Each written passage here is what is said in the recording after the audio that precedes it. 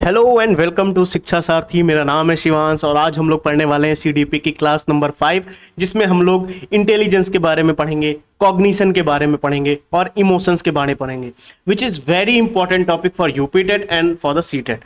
हम लोग यूपीटेट के पॉइंट ऑफ व्यू से इसलिए पढ़ेंगे, कई बार इसमें से फैक्ट्स आप लोगों से पूछे जाते हैं, तो कंप्लीट डिटेल कवरेज करेंगे इस टॉपिक की। ये टॉपिक अपने आप में काफी लेंदी है, ठीक है। और इसमें से एक चीज मैं आपको पहले बता देता हूं, इसको हम लोग 2 पार्ट में करेंगे। अगर आज एक पार्ट में हो गया तो बहुत बढ़िया है, अदरवाइज इसको हम 2 पार्ट में क्यों करने वाले हैं, क्योंकि ये टॉपिक भी लेंदी है और इसमें आपको इंफॉर्मेशन बहुत ज्यादा मिलेगी, तो उसी अकॉर्डिंग इसको हम डिवाइड कर लेंगे, ठीक है। जिनको इस टॉपिक से रिलेटेड टेस्ट देना है वो 9 बजे तैयार रहेंगे। ये टॉपिक कंप्लीट होने के बाद मैं आपको टेस्ट भेज दूंगा, ठीक है। वो टेस्ट आज आप लोग लगाइएगा। उसके बाद कल जब मैं दूसरा पार्ट इसका रिलीज कर दूंगा, इसका दूसरा पार्ट कब आएगा? कल सुबह आ जाएगा। आज शाम को एक पार्ट आएगा और कल सुबह एक पार्ट आ जाएगा। उसके बाद मैं शाम को या उसी दिन या अगले दिन मैं आपको इसकी टेस्ट प्रैक्टिस का सॉल्यूशन प्रैक्टिस दे दूंगा। डोंट वरी, जैसा भी होगा मैं ग्रुप में इन्फॉर्म कर दूंगा, आप इसके बारे में कोई चिंता मत करिए। अभी हम लोग पढ़ने पे ध्यान रखते हैं और आपका एग्जाम से ना 8-10 दिन पहले सिलेबस कवर हो जाएगा पूरा यूपीटेट का। डोंट वरी, सीडीपी का मैं आपका पूरा सिलेबस कवर कर दूंगा, दैट इज माय रिस्पॉन्सिबिलिटी, ठीक है। अगर 3-4 को एग्जाम है, 2-3-4 को एग्जाम है, तो मैं आपको 25 तक पूरा सिलेबस कवर करके दे दूंगा। डोंट वरी, ठीक है। चलिए, जिन्होंने टेलीग्राम नहीं ज्वाइन किया, अगर आप नए हो चैनल पे तो चैनल को सब्सक्राइब करो और टेलीग्राम को ज्वाइन करो। क्यों? क्योंकि सारी अपडेट्स वहीं पे मिलेंगी, टेस्ट प्रैक्टिस वहीं पे चलेगी। नोट्स, शॉर्ट नोट्स जो मैं रेडी कर रहा हूँ उसके सैंपल मैंने आज ग्रुप में डाल दिए हैं। बहुत बहुत क्वालिटी वाले मैं नोट्स बना रहा हूँ, वो भी ग्रुप में अपडेट हो जाएंगे। डोंट वरी, ठीक है। चलिए, विदाउट वेस्टिंग द टाइम हम लोग टॉपिक 5 स्टार्ट करते हैं, इंटेलिजेंस, कॉग्निशन एंड इमोशन। बहुत प्यार से समझेंगे, बहुत आराम से समझेंगे, सरल तरीके से समझेंगे, ठीक है। चलिए, एक सेकेंड पहले मैं, ये मेरा लैपटॉप अपडेट हो रहा है, इसको ऑफ करें, नहीं तो नेट मेरा ऐसे ही खत्म हो जाएगा। नेट तो नहीं खत्म होता है, 5G रहता है, आजकल फ्री मिलता है 5G, लेकिन जो वाईफाई के थ्रू ये कैमरा कनेक्ट होता है मेरे फ़ोन का, इसमें क्या हो जाएगा, फिर लैगिंग ज़्यादा होने लगती है, तो ये प्रॉब्लम हो जाती है यार। कुछ बच्चों ने मैसेज किया है, मुझे याद है, मतलब उन्हें पता नहीं मेरी आईडी कहाँ से मिली, यूपीएससी की जो मैं क्लासेस लेता हूँ शायद वहाँ से मिल गई है, या संभव सर की कहीं से मिल गई है। संभव सर से तो नहीं मिली होगी, ये पक्का आईडी मिली होगी यूपीएससी के थ्रू, मतलब जब मैं यूपीएससी की जहाँ पे क्लासेस लेता हूँ। और उन्होंने मैसेज किया कि आप सीटेट का पढ़ा रहे हो, आपने पास किया है एग्जाम, सीटेट वगैरह पास किया है। तो आज ग्रुप में मैं शाम को दिखा दूंगा। 129 मार्क्स थे मेरे सीटेट में, दोनों एग्जाम मैंने क्वालिफाई किए, सीटेट पहला, सीटेट दूसरा, और मैं इसका प्रूफ दे दूंगा। डोंट वरी, आप इसकी चिंता नहीं करेंगे। देखो यहाँ पे कह रहा है बुद्धि एवं संज्ञान से रिलेटेड पॉइंट्स है, जो फैक्ट है ना उस पे फोकस करेंगे, इधर उधर नहीं, ठीक है। चलिए, लल्ला लल्ला लोरी,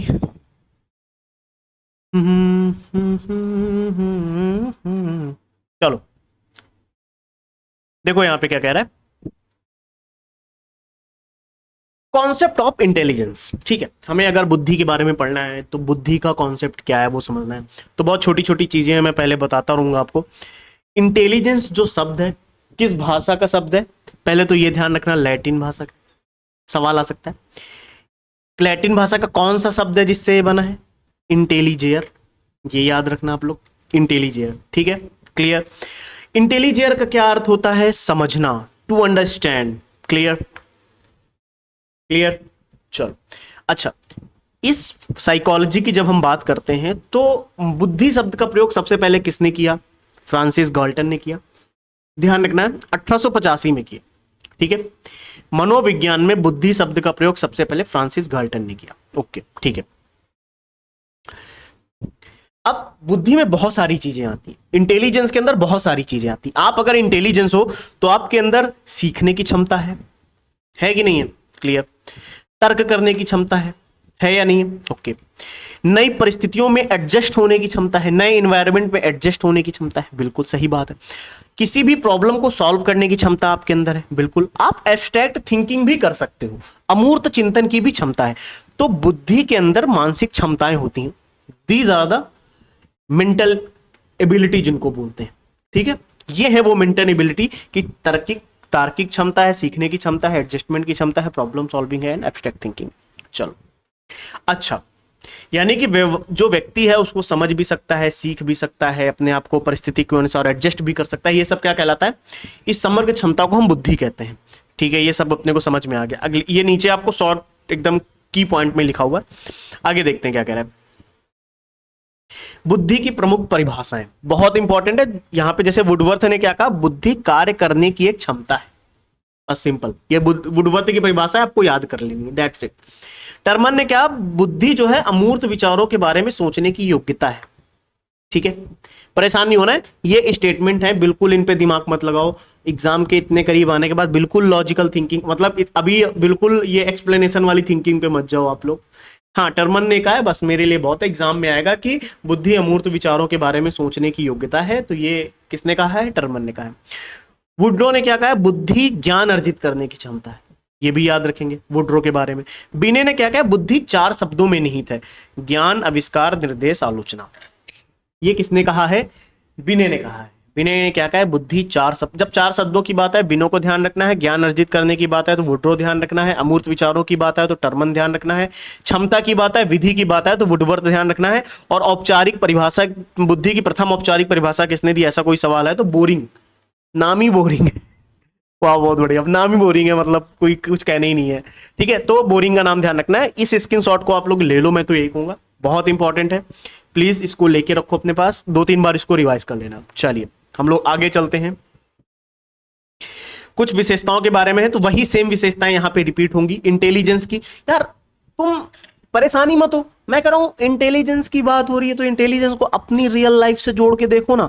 तो क्या आपके अंदर बुद्धि की कुछ विशेषताओं की जब भी बात आती है तो क्या विशेषता है? पहली विशेषता यही मानी जाती है कि वो जन्मजात शक्ति है। ठीक है, सिंपल है, जन्मजात शक्ति है, बुद्धि है, क्योंकि काम तो करती है ना। ठीक है, बुद्धि का आधार वंशानुक्रम होता है, लेकिन वातावरण इसमें महत्वपूर्ण भूमिका निभाता है। इसमें क्या ही कठिन है यार, बुद्धि वंशानुक्रम, आपके वंशानुक्रम की वजह से बुद्धि में परिवर्तन होते हैं।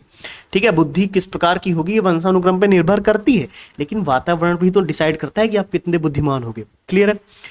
लिंग का प्रभाव पड़ता है, बुद्धि पर लिंग का प्रभाव नहीं पड़ता। इंटेलिजेंस पर लिंग का प्रभाव, जेंडर का इंपैक्ट नहीं पड़ता है, जेंडर का इफेक्ट नहीं पड़ता है, ध्यान रखेंगे, वेरी इंपॉर्टेंट।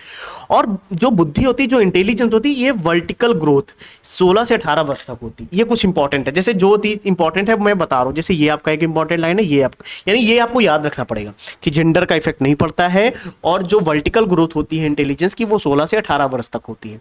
क्लियर है? वर्टिकल ग्रोथ 16 से 18 वर्ष तक होती है।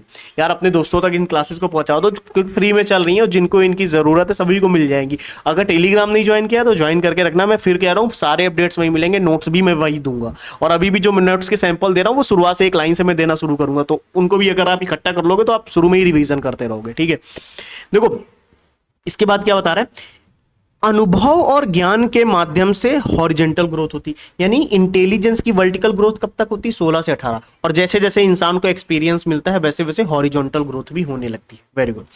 बुद्धि व्यक्ति को पूर्व अनुभवों से सीखने और सही गलत में अंतर करने में सहायता करती है। सिंपल, मतलब अब ये ऐसा कौन सा लाइन था इसमें कुछ ऐसा है जो मुझे समझाना पड़े आपको? सिंपल लाइन लिखी हुई है कि जेंडर का इंपैक्ट इंटेलिजेंस पे नहीं पड़ता है, और वर्टिकल ग्रोथ 16 से 18 वर्ष तक होती है। जब एक्सपीरियंसेस होने लगते हैं तो वो हॉरिजॉन्टल ग्रोथ भी होने लगती है, और जब व्यक्ति नए अनुभव सीखता है तो सही और गलत में अंतर करने की क्षमता उसके अंदर आ जाती है। क्लियर? ठीक है, चलो आगे चलते हैं। तो इसमें कुछ भी अभी ऐसा टफ वाला पॉइंट नहीं है, सब इजी है। जैसे जैसे चैप्टर में हम आगे बढ़ेंगे मुझे समझ में आ जाएगा इसको 2 पार्ट में करना है या नहीं। ठीक है, अभी देखो स्लाइड्स क्योंकि ज्यादा है इस वजह से मैंने बोला है शायद 2 पार्ट लग जाए, लेकिन अगर 2 पार्ट नहीं लगेंगे तो बहुत बढ़िया है। ठीक है, जाके देखना कहीं पेड क्लासेस में एक बार, जरा 2000 रुपये फीस देके एक बार पढ़ना जाके, फिर आपको पता लगेगा ये कंटेंट और उस कंटेंट में क्या डिफरेंस है। ठीक है, मेहनत करिए यार, ऐसा नहीं है, सभी लोग मेहनत करते हैं, वैसे मैंने भी कर दी, तो मैंने भी सीखा है कहीं से यार, ऐसा नहीं है। मैं या खुल के नाम भी अभी नहीं ले सकता, लेकिन मैं ले भी सकता हूँ। बहुत अच्छे अच्छे टीचर्स हैं जो ये पढ़ा रहे हैं सीडीपी के बारे में, है ना, तो उनसे भी मैंने सीखा है, ऐसा नहीं है, मैंने उन्हीं से सीखा है। मैंने जो लर्निंग ली है, मैंने जो ये चीज़ें बनाई हैं, कहीं ना कहीं उनकी क्लासेस को देख के ही मैंने लर्निंग ली है कि इसको इस तरीके से और बेटर कर सकते हैं, और कुछ नहीं। शायद वो ना होते तो शायद आज हम ये ना कर रहे होते। तो मैं किसी को यहाँ पे, आप देखो आप लोग एक बात ध्यान रखना, आप लोग कभी मेरी तरफ से ना किसी को क्रिटिसाइज नहीं करोगे, ये बात हमेशा ध्यान रखना। मैं आज वीडियो में बोल रहा हूँ, ये इसलिए बोल रहा हूँ क्योंकि जिनसे मैंने सीखा है वो मेरे आइडल हैं, क्योंकि मैंने उनसे सीखा है तभी मैं ये कर पा रहा हूँ, अदरवाइज शायद मैं पढ़ा भी ना पाता, शायद मैं आपको ये चीज़ दे भी ना पाता, है ना। तो ये चीज़ आपको समझनी पड़ेगी, आप पढ़ने आए हो आप पढ़ो, आगे बढ़ो यार, मस्त रहो, मतलब चुपचाप शांति से पढ़ के निकल लो यहाँ से, यहाँ दिमाग मत लगाओ ज़्यादा। अगला क्या कह रहा है, बुद्धि के प्रकार क्या है, तो थॉर्नडाइक और गैरेट, यहाँ पे थोड़ा सा जो ये स्लाइड्स बनी है इनमें थोड़ा सा मिसप्रिंट है। तो थॉर्नडाइक और गैरेट के अनुसार बुद्धि 3 प्रकार की होती है। तो पहली बुद्धि होती है उसको बोलते हैं मूर्त, कॉन्क्रीट, मतलब ठोस वस्तुओं को समझेगी, जैसे इंजीनियर, मैकेनिक, कारीगर, मतलब उपकरणों के बारे में जानकारी, मतलब ठोस चीजों को, कॉन्क्रीट चीजों पे बात होगी वहां पे, ठीक है। बुद्धि का एक हिस्सा होता है मूर्त, एक होता है अमूर्त। यहाँ पे ना विचारों पे बात होती है, शिक्षक जैसे हो गया, जैसे लेखक हो गया, जैसे वैज्ञानिक हो गया, गणित, विचारों पे बात करेगा, क्या भगवान है क्या नहीं, ऐसी चीजों पे बात होती है वहां पे, ठीक है, या एग्जाम्पल दे दे के समझाने का प्रयास करेगा।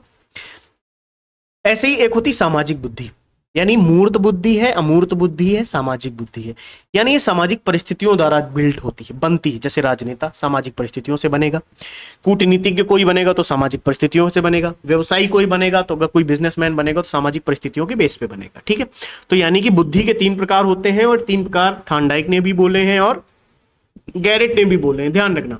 बुद्धि के 3 प्रकार किसने किसने बोले हैं, थॉर्नडाइक ने और गैरेट ने, वेरी गुड। तो आप लोग टेस्ट जरूर देना।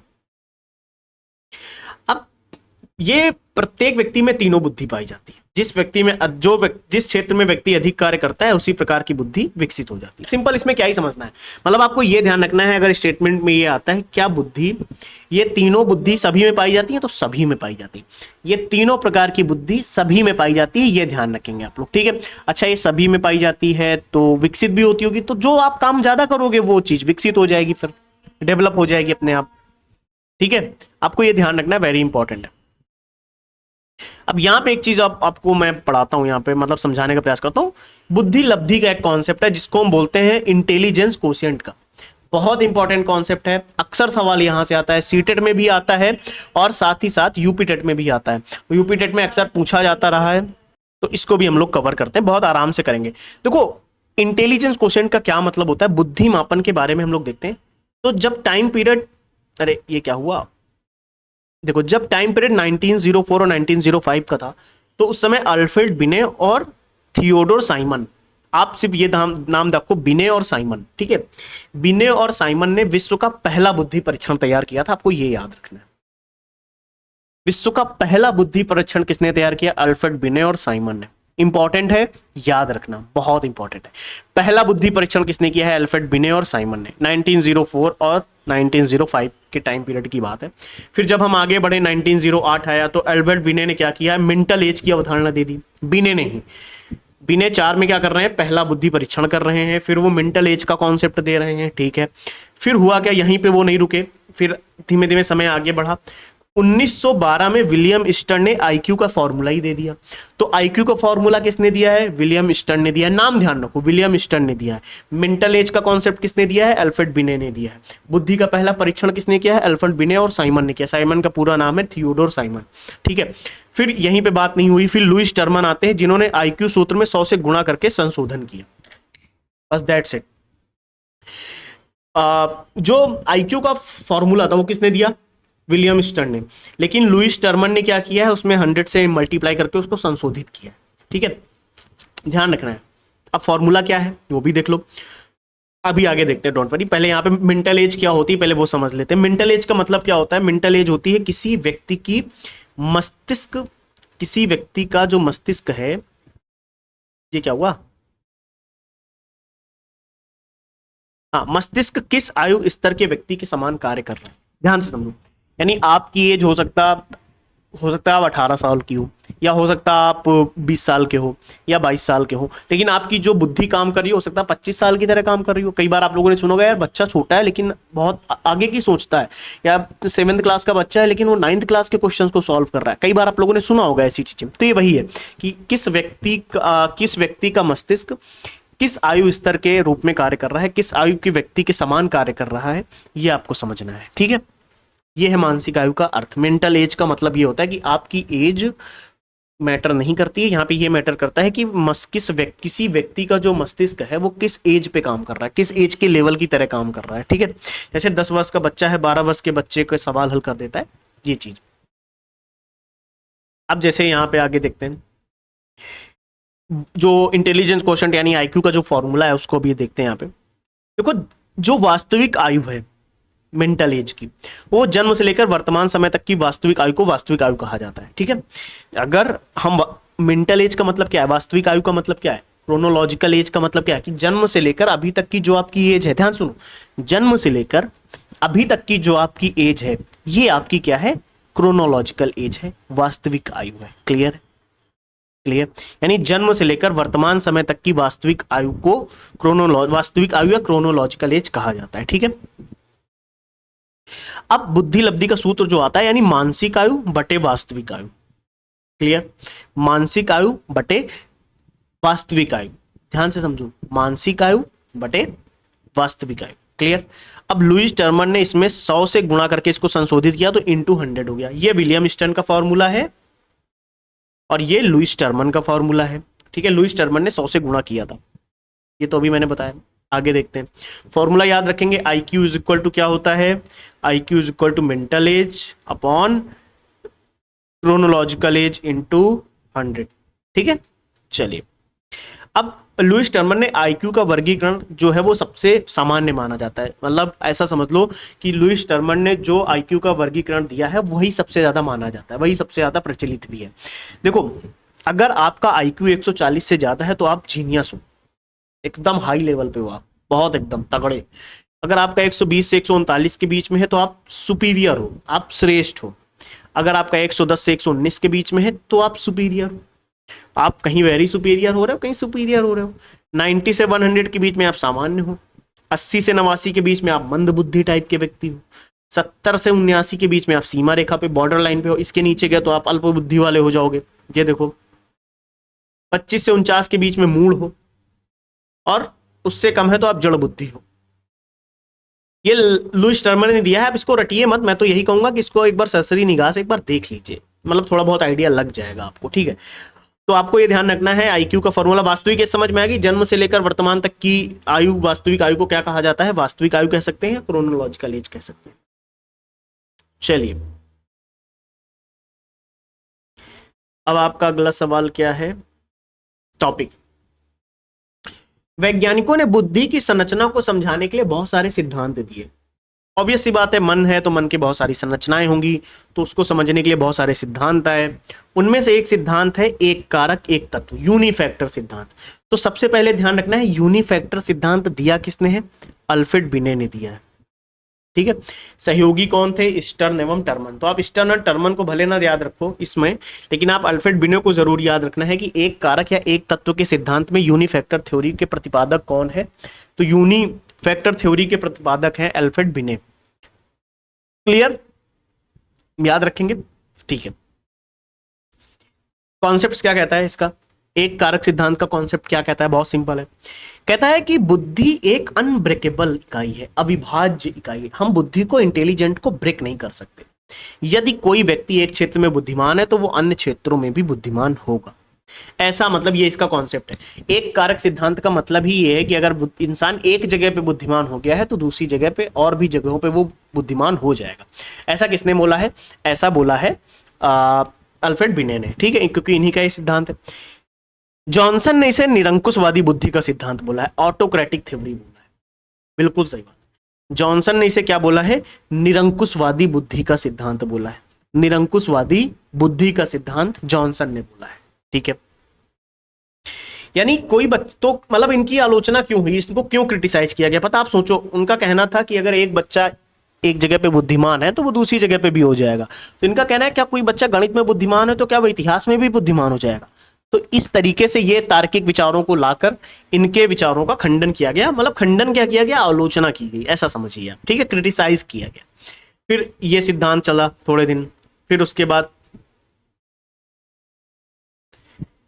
ये आलोचना हो गई एक कारक सिद्धांत की, ये फिर से एक कारक सिद्धांत लगा है क्या, ये तो वही लग गया, 2 बार स्लाइड हो गई, कोई नहीं। फिर इसके बाद आता है द्विकारक, त्रिकारक और बहुकारक सिद्धांत। जैसे इसी में आपको यहाँ पे एक चीज ध्यान रखना है, एक तक तो यूनिफैक्टर थ्योरी हम लोगों ने देखी, फिर एक थ्योरी हम लोग देखते हैं जिसको हम कहते हैं त्रिकारक थ्योरी, जी और एस फैक्टर जिसको हम बोला जाता है, थ्री फैक्टर्स थ्योरी। फिर उसके बाद हम लोग इसी में पढ़ेंगे समूह कारक सिद्धांत के बारे में पढ़ेंगे। ठीक है, एक एक करके देखते हैं। पहले त्रिकारक सिद्धांत को देख लेते हैं। वेट, एक चीज मैं पहले क्लियर कर देता हूं, एक कारक सिद्धांत के बाद द्विकारक सिद्धांत आएगा, फिर त्रिकारक सिद्धांत आता है जिसमें समूह कारक जोड़ा जाता है, फिर उसके बाद आता है आगे के कारक हम देखेंगे। रुको पहले मैं इसको ऐड कर दूं यार, एक कारक तो है, द्विकारक नहीं मिल रहा है इसमें, स्लाइड्स में नहीं है। रुको मैंने ऐड किया है, बस एक मिनट को मैं ऐड कर रहा हूँ ना। ठीक है, ठीक है, अभी ऐड कर दिया मैंने, नोट्स से स्क्रीनशॉट लेके।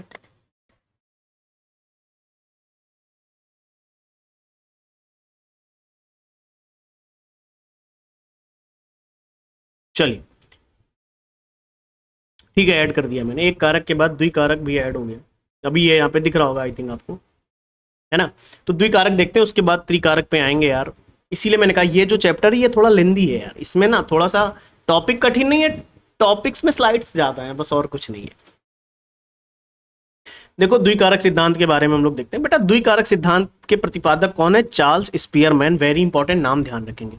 द्विकारक सिद्धांत के प्रतिपादक कौन है? तो चार्ल्स स्पीयरमैन है, इनका नाम आप लोग याद रखेंगे, बहुत इंपॉर्टेंट नाम, चार्ल्स स्पीयरमैन।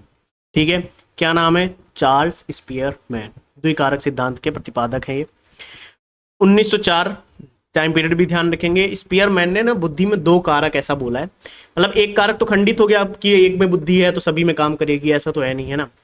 इन्होंने दो फैक्टर दिए, एक होता है सामान्य कारक, एक होता है विशिष्ट कारक। यानी उन्होंने बोला जो जी फैक्टर होता है वो होता है जन्मजात, सभी कार्यों में सहायता करता है, व्यक्ति की सफलता इसी पे डिपेंड करती है। एक होता है एस फैक्टर, यानी ये एक्वायर किया जाता है, ये अर्जित किया जा सकता है, यानी जो एस फैक्टर है इसको हम अर्जित कर सकते हैं, विशेष कार्यों में सहयोगी होगा, प्रशिक्षण के लिए उपयोगी है, ट्रेनिंग के लिए बहुत इंपॉर्टेंट है एस फैक्टर। ठीक है, एस फैक्टर किसके किसके लिए इंपॉर्टेंट हो रहा है? ट्रेनिंग के लिए इंपॉर्टेंट है, अभ्यास के लिए इंपॉर्टेंट है, एक्वायर किया जा सकता है, ये चीज आपको ध्यान रखनी है। और जी एस हो गया, जी तो जन्मजात है, तो यही सफलता का सबसे इंपॉर्टेंट फैक्टर है, लेकिन इसको इन्होंने ना राजतंत्रात्मक सिद्धांत भी बोला है, मोनार्की थ्योरी भी बोला है, यानी इसी द्विकारक सिद्धांत को राजतंत्रात्मक सिद्धांत भी कहा जाता है। क्या कहा जाता है? मोनार्की थ्योरी, राजतंत्रात्मक सिद्धांत। अब यहीं से इसके आगे जब स्टेप बढ़ते हैं तो यहीं पे निकल के आता है त्रिकारक सिद्धांत। अच्छा, त्रिकारक सिद्धांत क्यों इंपॉर्टेंट है मैं बताता हूं। त्रिकारक सिद्धांत इसलिए इंपॉर्टेंट हो जाता है क्योंकि चार्ल्स स्पीयरमैन ने ही दिया है। चार्ल्स स्पीयरमैन ने देखो ये भी दिया है, त्रिकारक भी चार्ल्स स्पीयरमैन ने दिया है। देखो चार्ल्स स्पीयरमैन ने क्या किया? कुछ नहीं किया, पहले जी फैक्टर था फिर एस फैक्टर था। जी फैक्टर जो पहले से ही है, जन्मजात है, यही सफलता डिसाइड करता है सब कुछ। एस फैक्टर जो अर्जित किया जा सकता है, देखो जी फैक्टर हमें पता है कैसा है, जन्मजात है, ये अर्जित किया जाता है, ये भी हमें पता है। इसमें इन्होंने क्या जोड़ा? एक समूह कारक जोड़ा, बहुत इंपॉर्टेंट, जिसको उन्होंने बोला है ग्रुप फैक्टर, और ऐसा बोला कि ये जी और एस से ऊंचे स्तर की योग्यताएं बताता है। बस अभी आप इतना ध्यान रखें, ठीक है। अभी आगे हम लोग समूह कारक सिद्धांत ये वाला पढ़ेंगे, बट अभी अपने को स्पीयरमैन के पॉइंट ऑफ व्यू से अगर देखें तो ये बताता है कि ये इससे ऊपर का सिद्धांत है, बस इतना ध्यान रखना, ठीक है। फिर एक आता है बहुकारक सिद्धांत, यानी मल्टी फैक्टर थ्योरी। बहुकारक सिद्धांत क्या कहता है? ईएल थॉर्नडाइक ने दिया है, ठीक है। पहले तो नाम ध्यान रखना है, किसने दिया है? EL Thorndike. इन्होंने किया क्या है मैं आपको बताता हूं। इन्होंने किया क्या? थॉर्नडाइक ने स्पीयरमैन के जी फैक्टर का विरोध किया, जी फैक्टर का विरोध किया। उनके अनुसार बुद्धि अनेक स्वतंत्र योग्यताओं का समूह है, असंख्य छोटे छोटे कारक मिलकर बुद्धि का निर्माण करते हैं, ऐसा इन्होंने कहा है थॉर्नडाइक ने। मतलब थॉर्नडाइक ने जी फैक्टर का विरोध किया, बोले जन्मजात जन्मजात कुछ नहीं है। उन्होंने ऐसा कहा है कि बुद्धि स्वतंत्र है और छोटे छोटे कारक मिलकर बुद्धि का निर्माण कर रहे होते हैं। छोटे छोटे फैक्टर्स में रिस्पॉन्सिबल हैं बुद्धि को बनाने में, छोटे छोटे फैक्टर्स काम करते हैं बुद्धि को बनाने में, ठीक है। तो यही चीज है, आपको बस ये ध्यान रखना है बहु सिद्धांत किसका है, मतलब मल्टी फैक्टर थ्योरी बहुकारक सिद्धांत है किसका? ईएल थॉर्नडाइक का, बस इतना ध्यान रखो। बहुकारक सिद्धांत किसका है? ईएल थॉर्नडाइक का है। और इसको अन्य नाम से भी जाना जाता है, अगर एग्जाम में ना अन्य नाम लिख के आ जाए तो कंफ्यूज नहीं होना, इसका अन्य नाम है ये मात्रा का सिद्धांत या परमाणु का सिद्धांत, ठीक है। क्लियर? किसका नाम है ये? किसका नाम है? बहुकारक सिद्धांत, ठीक है। आगे हम लोग देखते हैं जो समूह कारक सिद्धांत है, ये लुईस थर्स्टन ने दिया है, 1938। इन्होंने, इनकी एक बुक है, पहली बात तो ये ध्यान रखना, लुईस थर्स्टन की कौन सी बुक है, primary mental abilities. Louis Thurston की कौन सी बुक है, primary mental abilities, primary mental abilities. ठीक है, ये ध्यान रखना है। मतलब उन्होंने अपनी बुक में माना है कि बुद्धि में मानसिक योग्यताओं का एक समूह होता है, अनेक मानसिक योग्यताएं होती हैं, उनका एक समूह बनाया जाता है, उसके अकॉर्डिंग ये बुद्धि डिसाइड होती है। 7 मानी है इन्होंने, 7 प्राथमिक मानसिक योग्यताएं मानी है। जो अगर प्राइमरी मेंटल एबिलिटीज की बात हो रही है तो कौन सी है वो प्राइमरी मेंटल एबिलिटीज, तो 7 प्राइमरी मेंटल एबिलिटीज उन्होंने मानी है। इसकी ट्रिक में मैंने लिखा है SPNV WMR, SPNV WMR, S से स्पेशल, P से परसेप्चुअल, N से न्यूमेरिकल, V से वर्बल, फिर WMR से वर्ल्ड, मेमोरी, रीजनिंग। ठीक है, मैं फिर से बता रहा हूं आपको, ये बहुत सिंपल है, आपको यहां पे बस SPNV WMR याद रखना है, SPNV WMR। एक बार बोलो SPNV WMR, SPNV WMR। अब S से स्पेशियल, फिर उसके बाद P से परसेप्चुअल, N से न्यूमेरिकल, फिर V से वर्बल। SPNV याद करो पहले, स्पेशियल, परसेप्चुअल, न्यूमेरिकल, वर्बल। अब W से वर्ल्ड याद रखना है आप लोगों को, वर्ल्ड लिखा है। M से मेमोरी याद रखना है, R से रीजनिंग याद रखना है। आंखें बंद करो, आंखें बंद करो, चलो आंखें बंद करो, आंखें बंद करो, मैं बोल रहा हूं ना, मैं बोल रहा हूं आप सुनो। SPNV WMR, SPNV WMR, SPNV WMR। आंखें बंद रखना प्लीज। SPNV, SPNV, S से स्पेशियल, S से स्पेशियल, P से परसेप्चुअल, P से परसेप्चुअल, N से न्यूमेरिकल, N से न्यूमेरिकल, V से वर्बल।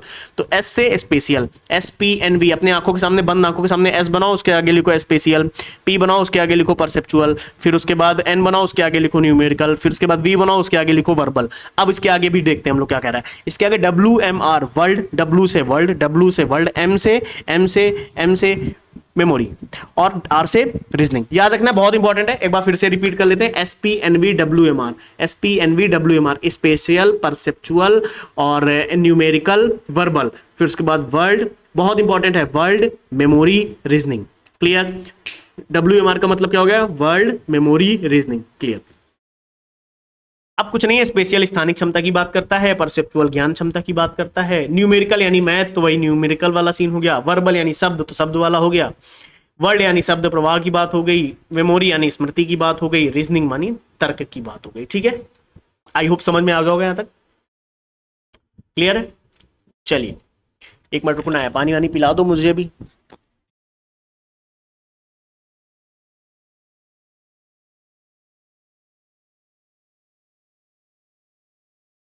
तब तक याद कर लो।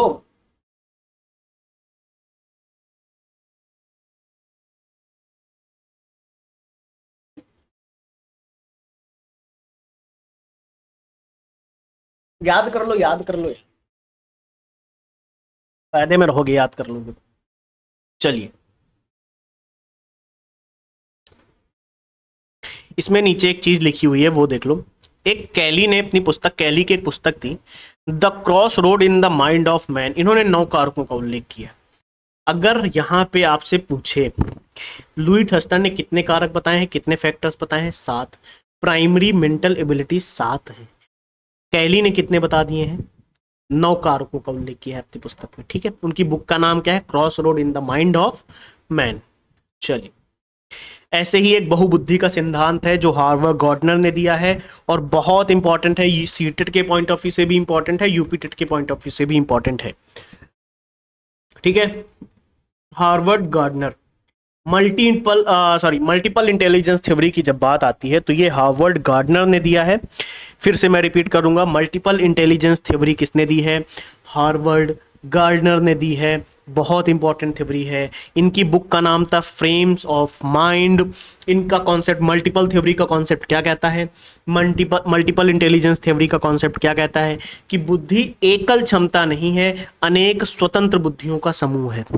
ठीक, बुद्धि एकल क्षमता नहीं है, अनेक स्वतंत्र बुद्धियों का समूह है। बुद्धि एकल क्षमता नहीं है, बहुत सारी बुद्धियों का समूह है। ध्यान रखना है, सभी बुद्धियां एक दूसरे पर इंडिपेंडेंट होती हैं, डिपेंड नहीं करती हैं, एक दूसरे से इंडिपेंडेंट होती हैं, ध्यान रखना। और बुद्धि के 8 प्रकार बताए हैं एनसीईआरटी ने, ध्यान से सुनो। बहुत इंपॉर्टेंट है। मैं तो कहूँगा अगर आप इसका स्क्रीनशॉट ले पा रहे हो तो प्लीज़ पहले इतने का ले लो। ये एनसीईआरटी के 8 प्रकार देखने तो 5 प्रकार ये दिख रहे हैं, 3 प्रकार ये दिख रहे हैं। Please note down, please screenshot लीजिए इनका। अब मैं एक एक बता देता हूँ, बहुत सिंपल है। बुद्धि के एनसीईआरटी ने कितने प्रकार बताए हैं? एनसीईआरटी ने बुद्धि के एनसीईआरटी ने बुद्धि के कितने प्रकार बताए हैं? तो अगर एनसीईआरटी ने बुद्धि के 8 प्रकार बताए हैं तो वो कौन कौन से 8 प्रकार हैं, थोड़ा सा देखते हैं। पहला है भाषाई, लिंग्विस्टिक। लिंग्विस्टिक भाषा के आधार पे, यानी भाषा और शब्दों का प्रभावी उपयोग करना। ये कौन कर सकता है? कवि और लेखक कर सकता है। यानी जिन ऐसे लोग जिनकी भाषाई बुद्धि बहुत तीव्र होती है वो लोग कवि या लेखक टाइप के व्यक्ति बन जाते हैं। फिर एक है लॉजिकल मैथमेटिकल, यानी तार्किक चिंतन करना, ठीक है। और बुद्धि के प्रकार में एक आता है स्थानिक, जिसको हम बोलते हैं इमेज की समझ, मूर्तिकार, पायलट, नाविक, ठीक है। एक बुद्धि बताई संगीतिक, यानी सुर और ताल की बढ़िया समझ होती है ऐसे व्यक्तियों को। फिर एक होती है शारीरिक गतिक, यानी शरीर पे नियंत्रण रखना, एथलीट, डांसर, सर्जन। अंतर्वैयक्तिक, यानी दूसरे की भावनाओं को समझ पाना, इंट्रा नहीं, इंटर, दूसरे की, ठीक है। नेतक शिक्षा। और इंट्रा भी है, इंट्रा इंट्रा भी आता है, इंट्रापर्सनल, स्वयं की भावनाओं को समझना। और नेचुरलिस्टिक भी आता है, यानी प्रकृति की जीवों की समझ। अब इसी में अस्तित्ववादी बुद्धि एक्सटेंशियल, यानी एक्सटेंशियल इसको 2000 में जोड़ी गई। खैर वो बात अलग है, लेकिन एनसीईआरटी ने 8 प्रकार बताए हैं तो अभी आप ये 8 प्रकार मान के चलो।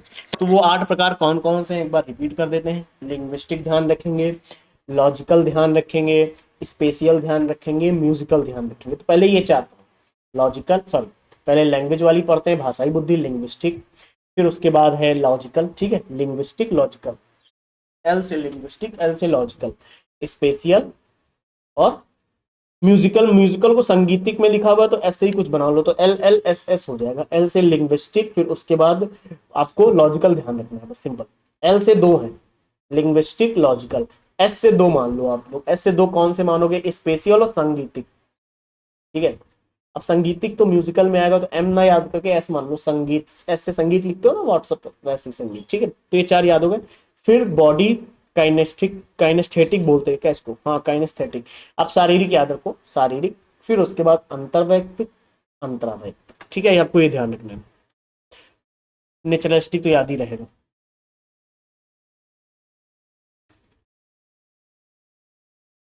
त्रिस्तरीय सिद्धांत, त्रिचापीय सिद्धांत जिसको बोलते हैं, ये स्टर्नबर्ग का है। इनकी एक बुक थी बियॉन्ड आईक्यू, ठीक है। अब आपको यहाँ पे जैसे बुद्धि के इन्होंने 3 प्रकार बताए हैं। 3 प्रकार कौन कौन से? PCA, practical, creative, analytical. That's it, practical, creative, analytical, simple, बस इतना समझो। अगर देखो यहाँ पे एक चीज आपको समझनी पड़ेगी, अगर यहाँ पे आपसे बात रॉबर्ट स्टर्नबर्ग की हो, त्रिचापीय सिद्धांत की आपसे कोई बात करे, त्रिचापीय सिद्धांत किसने दिया है? रॉबर्ट स्टर्नबर्ग ने दिया है। और त्रिचापीय सिद्धांत में कौन कौन से 3 बुद्धियों के बारे में बताया गया है? पीसीए, प्रैक्टिकल, फिर उसके बाद कॉन्सेप्चुअल, एनालिटिकल, ऐसे ध्यान कर सकते हो। या फिर आप देखो इसको याद ही करना है तो सिंपल क्रिएटिव को, क्रिएटिव के पॉइंट ऑफ व्यू से याद रखो, ये चल क्या नहीं रहा, चलो ठीक है। तो प्रैक्टिकल, क्रिएटिव और कंसेप्चुअल बोला था, क्रिएटिव मतलब एनालिटिकल। देखो स्ट्रीट स्मार्ट बुद्धि भी कहते हैं इसे, यानी दैनिक समस्याओं से निपटना, पर्यावरण में एडजस्टमेंट करना। क्रिएटिव में नए विचार लेकर आना, नया समाधान लेकर आना। एनालिटिकल में तर्क और आलोचना की बात करना, ठीक है। एनालिटिकल में किसकी बात करना? तर्क और आलोचना की बात करना। एनालिटिकल में किसकी बात करना? तर्क और आलोचना की बात करना। I think, I hope this points are clear. तो इस रॉबर्ट स्टर्नबर्ग ने त्रिचापीय सिद्धांत दिया है और उन्होंने बुद्धि के 3 प्रकार बताए हैं, PCA, practical, creative and analytical. उसमें भी जब हम प्रैक्टिकल की बात करते हैं तो दैनिक समस्याएं बहुत आसानी से सुलझाई जा सकती हैं। अगर कोई व्यक्ति क्रिएटिव है तो वो नए नए विचार लेकर आ सकता है। अगर कोई एनालिटिकल है तो व्याख्या कर सकता है, आलोचनात्मक चिंतन कर सकता है, बस दैट्स इट। इसमें 5 चरण भी होते हैं, कूट संकेतन, फिर एक अनुमान लगाना, फिर व्यवस्था करना, फिर उपयोग करना, फिर अनुक्रिया करना। इन्होंने 5 चरण भी दिए हैं। और घटक बोले हैं, एक मेटा घटक होता है, एक निष्पादन घटक होता है, एक ज्ञान संग्रहण घटक होता है। तो परेशान नहीं होना, इन पे इतना दिमाग प्रेशर लोड नहीं लेने की जरूरत है, डोंट वरी। ऐसे ही एक त्रिआयामी मॉडल भी होता है, बिल्कुल यहाँ पे लोड मत लेना, बस आपको इतना ध्यान रखना है। त्रिआयामी मॉडल दिया किसने? बस परेशान नहीं होना, ये स्लाइड्स देख के डरने की जरूरत नहीं है, मैं पहले ही बोल रहा हूँ, आपको सिर्फ इतना याद रखना है त्रिआयामी मॉडल किसने दिया है, तो जेपी गिलफोर्ड ने दिया, बस आप इतना याद, परेशान मत हो, बिल्कुल मस्त रहो, एकदम मस्त रहो। किसने दिया है? जेपी गिलफोर्ड ने दिया, जेपी गिलफोर्ड ने दिया है ये मॉडल, त्रिआयामी जो मॉडल है जेपी गिलफोर्ड ने दिया, दैट्स इट। इसके अलावा बिल्कुल आप लोड मत दो। ये बुद्धि 3 मुख्य आयामों से मिलकर बनी होती है, बस आपको इतना याद रखना है। अब वो अलग बात है, आप इसमें ऑपरेशनल लेकर आ जाओ, कंटेंट लेकर आ जाओ, प्रोडक्ट लेकर आ जाओ, कौन कौन से आयाम है, तो ऑपरेशनल, कंटेंट, प्रोडक्ट, ठीक है, क्लियर। तो पहले पहले मैं फिर कह रहा हूं, बिल्कुल परेशान होने की जरूरत नहीं, आपको अभी सिर्फ इतना याद रखना है कि त्रिआयामी model, 3D model, structure of intelligence जिसको हम कहते हैं, एसओआई जिसको कहा जाता है, स्ट्रक्चर ऑफ इंटेलिजेंस मॉडल किसने दिया है, तो जेपी गिलफोर्ड ने दिया है। 3 आयाम बताए हैं इन्होंने, 3 आयामों में भी अगर आप ध्यान रखो तो ऑपरेशनल, फिर content, product, operational, content, product, operational, content, product, याद रखोगे।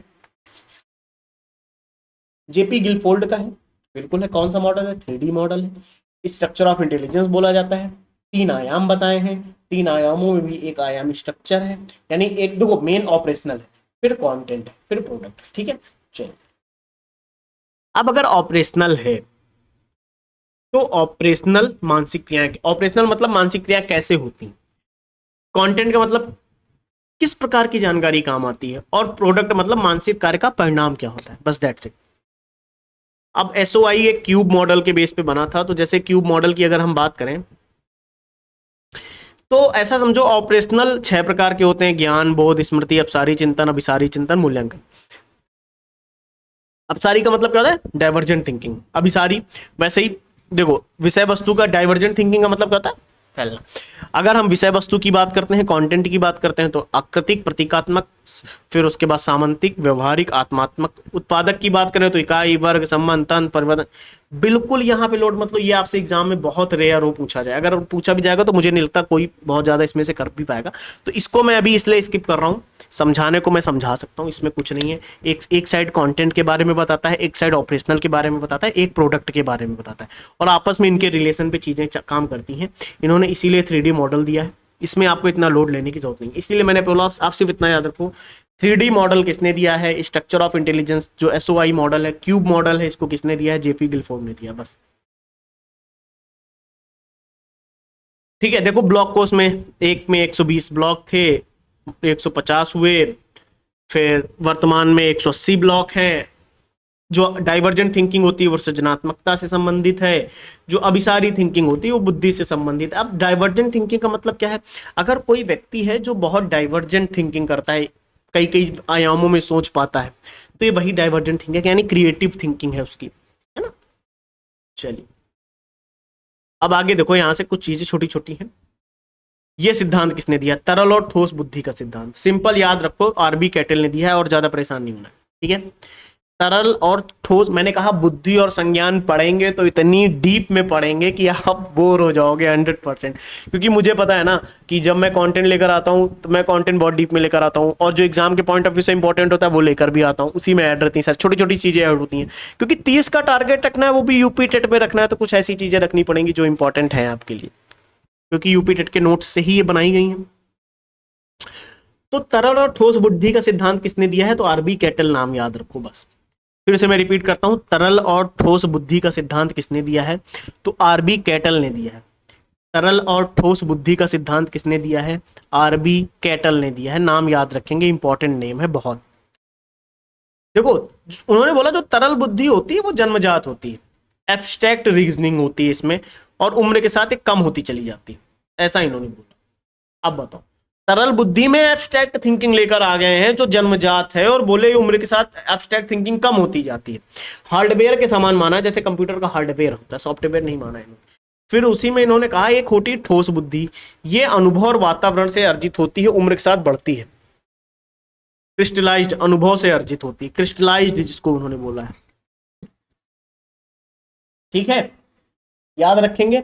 चलिए, एक और पॉइंट है यहाँ पे, बुद्धि के बहुत सारे सिद्धांत हैं, ये इंपॉर्टेंट है आपके लिए। अभी यहाँ पे बुद्धि पढ़ेंगे, फिर उससे रिलेटेड कुछ तथ्य देखेंगे, परिचय भी देख लेंगे परीक्षण का, और वर्गीकरण भी देख लेंगे, ठीक है, ये भी देखेंगे, ये भी देखेंगे, ये भी देख लेंगे। ठीक है, बुद्धि परीक्षण आज पूरा कर लेंगे हम लोग, मिश्रित परीक्षण भी देख लेंगे। संज्ञान तक पहुंचने के बाद डिसाइड करेंगे कि इसको कंप्लीट करना है आज ही या नेक्स्ट क्लास में करना है। ठीक है, पहले संज्ञान तक मुझे पहुंचने दो, संज्ञान तक पहले हम पहुंचेंगे उसके बाद, क्योंकि अभी काफी चीजें ऑलरेडी हमने बता दी हैं यार, कुछ नहीं है। बुद्धि के सिद्धांत कौन सा किसने दिया, तो आपको ये ध्यान रखना है, जैसे प्रतिदर्श नमूना सिद्धांत किसने दिया, जेबी थॉमसन। ठीक है, क्लियर। विभिन्न कारकों से नमूना लेकर बनाती है, ना ध्यान रखना है। पास मॉडल किसने दिया है, जेपी दास ने। ठीक है, किर्बी भी नाम ध्यान रखना है। पास का मतलब होता है प्लानिंग, अटेंशन, साइमल्टेनियस और सक्सेसिव। ठीक, फिर वैसे ही एक मॉडल है का और खा बुद्धि, हैब। ये जन्मजात होती है, अर्जित बुद्धि होती है। एक होता है आश्चर्यजनक बुद्धि सिद्धांत, एक सिद्धांत होता है आश्चर्यजनक बुद्धि सिद्धांत। ये बीएस ब्लूम ने दिया है। बुद्धि नाम का कोई तत्व ही नहीं होता, उन्होंने बोला है बुद्धि नाम का कोई तत्व ही नहीं होता। इसका मुख्य तथ्य ये आता है, एक पदानुक्रमिक सिद्धांत होता है जो कि बर्ट और वर्नन ने दिया है, जी फैक्टर और एस फैक्टर, यानी जी सबसे ऊपर होगा और एस फैक्टर सबसे नीचे होगा, ऐसा इन्होंने बोला। एक है स्तर 1 और स्तर 2, आर्थर जेनसन ने दिया है। लेवल 1 रटना होता है, लेवल 2 तर्क करना होता है। तो बस कौन सा सिद्धांत किसने दिया है आप ये याद रखो यहाँ पे। ठीक है, इसीलिए मैं शॉर्ट नोट्स दूंगा कि इसमें से जो बहुत काम की चीज है ना, मैं बस उतनी दूंगा आपको। तो कुछ यहाँ पे छोटे छोटे फैक्ट्स हैं। गार्डनर वाला आपको पता ही है, इंट्रापर्सनल भी आपको बता दिया है, इंटरपर्सनल भी बता दिया है, इंट्रापर्सनल भी बता दिया है, स्ट्रीट स्मार्ट भी हम लोग देख के आए, तरल बुद्धि भी देखा है, ठोस बुद्धि भी देखा है, बहुकारक सिद्धांत वाला भी देख के हैं, एसपीएनवी, डब्ल्यूएमआर भी हम लोग पढ़ के आए, डोंट वरी, ये तो कर चुके हैं। अब बुद्धि एक परीक्षण की जब हम बात करते हैं, बुद्धि परीक्षण के बारे में बात आती है। देखो, बुद्धि परीक्षण क्या है, ये एक उपकरण है। सिंपल ध्यान रखें, बुद्धि परीक्षण क्या है, ये उपकरण है जिसके द्वारा व्यक्ति की बुद्धि, आयु वगैरह मापी जाती है। बुद्धि परीक्षण का मतलब क्या है कि हम अगर किसी की बुद्धि को माप रहे हैं तो किसके थ्रू नाप रहे हैं, परीक्षण के थ्रू। तो ये परीक्षण क्या है, एक उपकरण है। ठीक है, अच्छा, बुद्धि परीक्षण क्या क्या नापता है, सोचो। अगर बुद्धि को ही नापना है तो क्या क्या नापा जाएगा, बुद्धि, पहली चीज तो इंटेलिजेंस नापोगे तुम। ठीक है, इंटेलिजेंस नापोगे। अच्छा, अगर तुम सोचो, अगर इंटेलिजेंस नापोगे तो मानसिक आयु भी तो नापी जाएगी, मेंटल एज का भी मापन हो जाएगा। अगर मेंटल एज को मापोगे तो आपकी कॉग्निटिव एबिलिटी भी तो पता लग जाएगी, मतलब कितनी संज्ञानात्मक क्षमता है आपके अंदर, ये भी पता लग जाएगी। तो बस दैट्स इट, यही है। यानी बुद्धि परीक्षण क्या है, बुद्धि परीक्षण एक उपकरण है जो आपकी मानसिक क्षमताओं का आकलन करता है, बस इतना समझना, संज्ञानात्मक क्षमताओं का मापन करता है। तो अब जो यहाँ पे क्या लिखा है, मनोवैज्ञानिक उपकरण है, व्यक्ति की बुद्धि, मानसिक आयु, संज्ञानात्मक क्षमताओं का मापन किया जाता है। इसमें बुद्धि का मापन हो जाएगा, मानसिक आयु का मापन हो जाएगा, संज्ञानात्मक क्षमताओं का मापन हो जाएगा। ठीक है, अच्छा देखो, यहाँ पे आपको जो चीजें याद रखनी है, जैसे मैं बता देता हूँ। अल्फ्रेड बिने और साइमन ने बिने साइमन परीक्षण लेकर आए थे, अभी देखा था हम लोगों ने। मानसिक आयु की अवधारणा किसने दी, अल्फ्रेड बिने ने दी थी, अभी ये भी हम लोगों ने देखा था। ओके, बिने परीक्षण का अंग्रेजी में अनुवाद किसने किया है, गोडार्ड ने किया है। ये फैक्ट याद रखना है। जैसे ऊपर वाले ये दो, ये तो अपन लोगों ने अभी देखा है थोड़ी देर पहले, ये नहीं पढ़ा तो ये आपके लिए इंपॉर्टेंट हो जाएगा, इसको पढ़ लेना है। ठीक है, गोडार्ड ने अल्फ्रेड के जो बिने का परीक्षण है उसका क्या किया है, अंग्रेजी अनुवाद किया है। ठीक है, बुद्धि, आईक्यू का कॉन्सेप्ट किसने दिया, विलियम स्टर्न ने, अभी हम लोग देख के हैं, बताने की जरूरत ही नहीं है। अब विलियम स्टर्न ने तो आईक्यू का कॉन्सेप्ट दिया, लुई टर्मन ने उसमें 100 से गुणा कर दिया, 100 से गुणा करके स्टैनफोर्ड बिने परीक्षण का निर्माण कर दिया, स्टैनफोर्ड बिने परीक्षण का निर्माण कर दिया, 100 से गुणा कर दिया ना। तो अब यहाँ पे चीजें याद रखना है आप लोगों को थोड़ा सा, ये अब नीचे शॉर्ट ट्रिक लगी हुई थी, इतनी इंपॉर्टेंट नहीं है, क्योंकि समझ में आ गया तो शॉर्ट ट्रिक इंपॉर्टेंट नहीं होती। अब यहाँ पे जैसे कुछ चीजें हैं,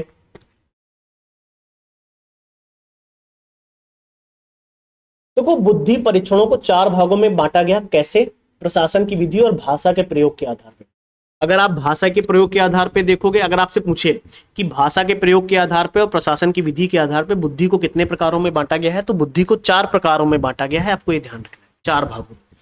पहला होता है कि इंडिविजुअल वर्बल टेस्ट, फिर उसी में हम देखते हैं इंडिविजुअल, अगर व्यक्तिगत शाब्दिक परीक्षण। देखो, इस समय केवल एक व्यक्ति पर किया जाता है, इसमें भाषा, शब्दों, पुस्तकीय ज्ञान का प्रयोग होता है, केवल पढ़े लिखे व्यक्तियों के लिए उपयोगी माना गया है। भाई अगर आप किसी व्यक्तिगत शाब्दिक परीक्षण कर रहे हो तो ये भाई ये परीक्षण कौन कर पाएगा, ये परीक्षण तो वही व्यक्ति कर पाएगा जो पढ़ा लिखा है। ये परीक्षण कौन कर पाएगा? जो व्यक्ति पढ़ा लिखा है वही ये परीक्षण कर पाएगा। सोचो अगर आप पढ़े लिखे नहीं हो और आपसे पढ़ा लिखा वाला परीक्षण कराया जाए तो कैसे संभव है? यही प्रॉब्लम है, फिर ये परीक्षण नहीं हो पाएगा ना। समझदार हो। तो व्यक्तिगत शाब्दिक परीक्षण का उदाहरण विनय साइमन परीक्षण, जो भी हम लोगों ने देखा है, ठीक है, 3 से 15 वर्ष के बच्चों के बीच किया जाता है, ठीक है। और स्टैनफोर्ड विनय परीक्षण भी इसी के अंतर्गत आता है, व्यक्तिगत शाब्दिक परीक्षण के अंतर्गत, और टर्मन बुद्धि परीक्षण भी इसी के अंतर्गत आता है, ठीक है। क्लियर? स्टैनफोर्ड की बात कर लो, चाहे विनय परीक्षण की बात कर लो, चाहे टर्मन की बात कर लो, ये तीनों व्यक्तिगत बुद्धि परीक्षण है। मैं कह रहा हूं भूलना नहीं है, व्यक्तिगत बुद्धि परीक्षण की जब बात आएगी तो 3 उदाहरण ध्यान रखना है, विनय, स्टैनफोर्ड, टर्मन, ठीक है। एक है क्रियात्मक परीक्षण, इसको कहते हैं, या व्यक्तिगत अशाब्दिक परीक्षण, individual non verbal and performance test बोला जाता है। देखो इसमें भाषा का प्रयोग नहीं किया जाता, शाब्दिक वाले में तो भाषा का प्रयोग करते हैं, इस वाले में भाषा का प्रयोग नहीं किया जाता। इसमें ब्लॉक, चित्र, भूल भुलैया जैसी चीजों का यूज किया। देखो लिखा भी है, ब्लॉक, चित्र, भूल भुलैया जैसी चीजों, ठीक है। शब्दों का यूज नहीं होता, भाषा का यूज नहीं होता, ठीक है। ये चीज समझ में आ गई? अच्छा ये किसके लिए यूज हो? ये अनपढ़ है, कोई गूंगा है, कोई बहरा है, उनके लिए यूज होगा, क्योंकि इसमें बोलने से कोई मतलब नहीं है, इसमें देखना है सिर्फ। तो ये चीज समझ में आ गई? क्लियर? Very good. यानी ये वही पॉइंट है जो मैंने आपको बताया, ठीक है, किसका यूज होता है किसका नहीं। अच्छा इसकी आलोचना टर्मन ने करी, वो बात अलग है। अच्छा इसके उदाहरणों में कौन कौन से उदाहरण आते हैं? तो देखो ये उदाहरण रखे हैं यहाँ पे, पूछेगा नहीं कोई। एक होता है सिंगुन, एक होता है पोल्टियस, एक होता है गुड इनफ, है ना, फिर एक होता है कोहस ब्लॉक, एक होता है अलेक्जेंडर पासोलो। तो ऑलरेडी स्लाइड्स में इसलिए ऐड किया है ताकि डाउट ना रह जाए कोई। ये 1866 में पहला क्रियात्मक बुद्धि परीक्षण माना जाता है, पहला, विश्व का पहला क्रियात्मक बुद्धि परीक्षण कौन सा है? सेंगुन, ठीक। इसमें फिर आपको ध्यान रखना है, पोल्टियस ये 3 से 14 वर्षों के लिए है, गुड इनफ, आपको ये गुड इनफ याद कर लो यार, ये 1963 में हैरिस द्वारा संशोधित किया गया था। Draw a man, good enough, draw a man test है, ठीक है। भारत में इसका भारतीयकरण प्रमिला पाठक ने किया है, तो इस वजह से ये इंपॉर्टेंट हो जाता है, और कहीं ना कहीं गुड इनफ एक बार आया एक। Kohs block building design test, ब्लॉकों के आधार पर किया जाने वाला परीक्षण, किसके आधार पे? ब्लॉक के आधार पर किया जाता है, ठीक है। चलिए अभी देखो, मैं आप जैसे परेशान ना हो, बिल्कुल लोड नहीं लेना है, आप डरो नहीं, बिल्कुल डरने की जरूरत नहीं है। आप लोग डर रहे हो इतना ज्यादा, कौन? आप बस इतना ध्यान रखो यार, कौन सा परीक्षण है। देखो इधर देखो, इधर, हेलो सो गए लगता। भाई बुद्धि परीक्षणों का वर्गीकरण हुआ जब, तो एक आया व्यक्तिगत बुद्धि परीक्षण, एक आया क्रियात्मक बुद्धि परीक्षण। बुद्धि में जो व्यक्तिगत की बात आई तो उसमें भाई ये 3 नाम आ गए, बस और कुछ नहीं है, ठीक है। और जब व्यक्तिगत की बात आई तो शाब्दिक की बात आ गई, व्यक्तिगत शाब्दिक पढ़े लिखों पे होगा, है ना, पढ़ाई लिखाई की बात होगी। क्रियात्मक में ना, इसमें पढ़ाई लिखाई की बात नहीं हो रही है। फिर ऐसे ही एक है सामूहिक, 4 है तो एक सामूहिक है। इसमें क्या होता है, एक साथ कई व्यक्तियों पे किया जाएगा, कई व्यक्तियों पे किया जाएगा और भाषा का प्रयोग किया जाएगा। इस वाले में आपको ये ध्यान रखना। और प्रथम विश्व युद्ध के टाइम पे इसकी शुरुआत हुई थी अमेरिका में, ठीक है। ये चीज आपको ध्यान रखनी है, बस आप इतना ही ध्यान रखो। आर्मी अल्फा परीक्षण इसका एक उदाहरण है, सेना सामान्य वर्गीकरण इसका एक उदाहरण है, टर्मन वाला एग्जांपल आप इसमें ले सकते हो, विच इज वेरी इंपॉर्टेंट। फिर इसी में अब आप देखो एक चीज में आपको ये याद रखनी, विच इज वेरी इंपॉर्टेंट, 1917। एंड देखो इस कॉन्टेक्स्ट में आप यहां से अगर देखो ध्यान से, मैं अगर कोई ब्लैंक पेज हो तो आपको समझाऊं, ठीक है। अभी ऐसा समझो, बुद्धि के परीक्षणों का वर्गीकरण हुआ, कितने प्रकार बताए गए? 4। व्यक्तिगत शाब्दिक हो गया, क्रियात्मक हो गया, सामूहिक हो गया। तो हम लोगों ने अभी ये सामूहिक वाला देखा है ना, ठीक है।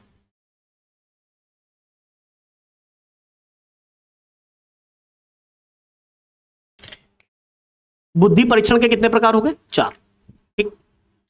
कितने प्रकार? 4। बुद्धि परीक्षण के 4 प्रकार। अब सुनो, प्रयोग और भाषा के आधार पर प्रशासन विधि वगैरह, अब सुनो पढ़ो, 4 प्रकार बताया गया। एक व्यक्तिगत शाब्दिक है, जब शाब्दिक वर्ड देखो तो तुम्हें भाषा भाषा का खेल हो जाएगा, समझ में आ गया, ठीक है। अब एग्जांपल छोड़ो, अब ये बताओ, एग्जांपल क्वेश्चंस में आ जाएंगे, बाकी रिवाइज करने के लिए रहेगा नोट्स में, इसको मैं ऐड करूंगा। अब एक चीज और बताओ, व्यक्तिगत शाब्दिक हो गया, अगला कौन सा था? अगला कौन सा था जिसमें शब्द का यूज नहीं होगा? तो क्रियात्मक, ठीक है। क्रियात्मक याद रखना, उसमें बॉक्स वॉक्स का यूज होगा, अंधा गूंगा बहरो लोगों के लिए होता है, अंधे के लिए नहीं होता, गूंगा बहरा लोगों के लिए होता है। इसके बाद सामूहिक हो गया, सामूहिक शाब्दिक है, सामूहिक शाब्दिक का मतलब सब समूह में यूज होगा, लेकिन भाषा का यूज होगा यहाँ पे भी, तो ये वही पॉइंट यहाँ पे लिखा है, ठीक है। सामूहिक शाब्दिक, ये क्रियात्मक हो गया, ये सामूहिक शाब्दिक हो गया, समझ में आ गया। लोड तो नहीं ले रहे हो बिल्कुल किसी भी तरीके का, नहीं लेना, परेशान होने की जरूरत नहीं है आपको, डोंट वरी, मैं बता रहा हूँ, पता नहीं क्या है परेशान हो रहे हो आप लोग। तो ठीक है, आपको यहाँ पे एग्जाम्पल इतना रटने की जरूरत नहीं है, ये 2 एग्जाम्पल दिए गए, बस इतना ही बहुत है। ठीक है, इसी में आर्मी अल्पा परीक्षण भी आता है, सेना सामान्य वर्गीकरण आता है, टर्मन आता है। फिर लास्ट है एक अशाब्दिक, सामूहिक है क्रियात्मक है, मतलब सामूहिक है बट क्रियात्मक है। क्या शब्दों का यूज होगा? नहीं, यहां पे शब्दों का यूज नहीं होता है, यहां पे शब्दों का यूज नहीं किया जाता है, ये ध्यान रखना है। अच्छा, भाषा का प्रयोग नहीं होता है, ठीक है। तो आर्मी बीटा परीक्षण एक एग्जाम्पल है, शिकागो अशाब्दिक परीक्षण एक एग्जाम्पल है, रेवन प्रोग्रेसिव मैट्रिक्स एक एग्जाम्पल है, और एक है कैटल कल्चर फ्री टेस्ट। ये कुछ एग्जाम्पल है, नेम है, केवल नाम ध्यान रखना है। अभी याद भी मत करो, मैं तो कहूंगा बिल्कुल मत याद करो। आप ये परीक्षण ध्यान रखो, 4 प्रकार के थे, तो उसमें भी व्यक्तिगत शाब्दिक, क्रियात्मक, सामूहिक शाब्दिक, सामूहिक क्रियात्मक, बस दैट्स इट। अब एक चीज मैं आपसे कहूंगा कि जैसे यहाँ पे कुछ फैक्ट्स वगैरह हैं, इनको मैं बाद में करूंगा। अब जैसे ये 2-3 में कुछ है नहीं, यहाँ पे बहुत सिंपल है। जैसे एक परीक्षण था भाटिया परीक्षण, है ना, पूछा जा सकता है भाटिया परीक्षण, चंद्रमोहन भाटिया ने किया है। भाटिया परीक्षण किसने किया है? भारत में निर्मित हुआ, बाकी सब बाहर हो रहा है तो ये भारत में हो रहा है। भारत वाले भी कम नहीं है, पीछे नहीं है, कह रहे हैं हम भी एक बुद्धि परीक्षण बनाएंगे। उन्होंने भाटिया परीक्षण बना दिया 1953 में, ठीक है। और 11 से 15 वर्षों के लिए इसमें 5 उप परीक्षण बनाए गए। एक ब्लॉक डिजाइन है, एक पास अलोंग है, पैटर्न डिजाइन है, अंकों से संबंधित है, चित्र रचना है। ये रखने की जरूरत नहीं, बिल्कुल नहीं। सिर्फ ये ध्यान रखना, भाटिया बैटरी परीक्षण किसने बनाया है? चंद्रमोहन भाटिया ने बनाया, अभी इतना ध्यान रखना, ठीक है। 11 से 15 वर्ष के लिए ये ध्यान रखो। एक है साधारण मानसिक योग्यता परीक्षण, ये एस जलोटा ने बनाया है, 12 से 16 वर्षों के लिए, शाब्दिक परीक्षण है, ठीक है। साधारण मानसिक योग्यता परीक्षण, मैं फिर रिपीट कर रहा हूं, साधारण मानसिक योग्यता परीक्षण। साधारण मानसिक योग्यता परीक्षण की बात की जाए तो 12 से 16 वर्ष के बच्चों के लिए, एस जलोटा। सोहनलाल द्विवेदी परीक्षण, ये भी याद रखना, एक परीक्षण ये भी है, इलाहाबाद में निर्मित हुआ है, शाब्दिक है। फिर इसी में पॉइंट स्केल आपको एक याद रखना है, which is very important, C H Rice ने दिया था point scale, C H Rice, ठीक है। इन्हें हिंदुस्तानी बिने परफॉर्मेंस स्केल भी कहा जाता है, ये ध्यान रखना। पॉइंट स्केल नोट डाउन करिए, point scale, clear. Point scale याद रखेंगे। अब देखो यहाँ पे मैंने बुद्धि परीक्षण भी कवर कर दिया, बुद्धि की सारी नॉलेज वॉलेज भी कवर कर दी। कुछ छोटी छोटी चीजें हैं यहाँ पे ऑलरेडी लिखी हुई हैं, जैसे एक बेसल आयु होती है। बेसल आयु का मतलब क्या होता है? ऐसे क्या लिखा है, भाषा पढ़ो। जिस अधिकतम आयु स्तर के सभी प्रश्नों को बच्चा सही सही हल कर लेता है, वही उसकी बेसल आयु कहलाती है, यानी वही उसकी मानसिक आयु कहलाती है। समझ आ गया? यानी आप 5 साल के हो, आप 5 साल के व्यक्ति के 5 साल के बच्चों के प्रश्नों को हल कर रहे हो, आपकी बेसल आयु 5 है। लेकिन आप 5 साल के हो, लेकिन आप 8 साल के बच्चे के प्रश्नों को सॉल्व कर रहे हो, तो आपकी बेसल आयु 8 है। तो वही लिखा है, अधिकतम आयु के सभी प्रश्नों को बच्चा सही सही का हल कर ले। Sorry for that. अगर अधिकतम आयु के बच्चों की जो यहाँ पे बात चल रही है, तो यानी कि अगर आपकी एज 8 साल है और 10 साल के व्यक्ति की 10 साल के बच्चे के प्रश्नों को हल कर रहे हो, तो आपकी बेसल आयु 10 हो जाएगी, ठीक है। समझ में आ गया? ठीक है। टर्मिनल आयु का मतलब क्या होता है?